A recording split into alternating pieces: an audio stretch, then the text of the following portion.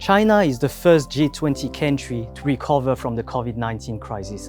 The GDP growth is expected to rebound to 8.5% in 2021, accelerating from 2%. Still, benign inflation and pockets of uneven recovery in the economy will likely lead the PBOC to stay accommodative while using open market operation to manage market liquidity.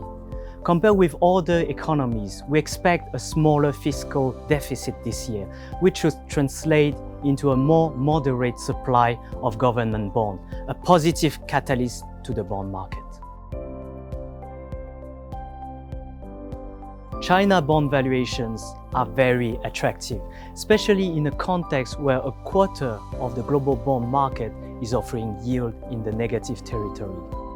The inclusions of Chinese bonds into major global bond indices, and more importantly, the strong demand among global investors who seek for diversification have boosted inflows into the Chinese bond market over the past 12 months.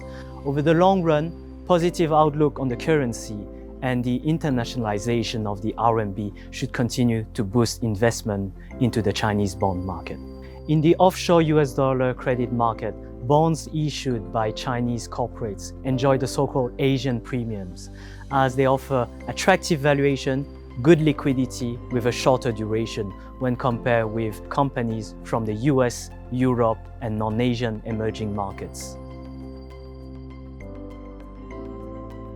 Despite all the headlines, the default rate in China is still relatively low, at 1.3% of the total onshore bond market in 2020, as policymakers are allowing more market forces to drive the credit differentiation while preventing any systemic risk, a healthy development which we expect to continue in 2021.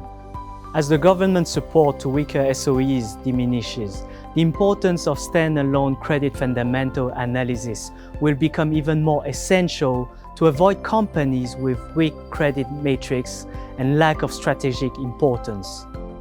Meanwhile, we can take advantage of arbitrage opportunities between the onshore market, the offshore dim sum market, and the China dollar markets.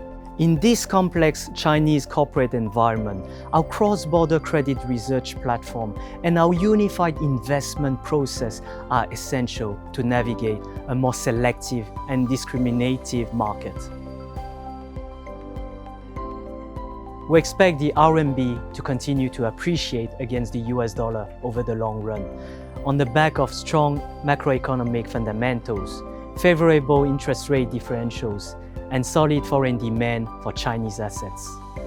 By 2030, RMB could potentially make up 5 to 10% of global reserve assets, translating into an estimated $3 trillion inflows over the next decade as the currency regime continues to be reformed and liberalized.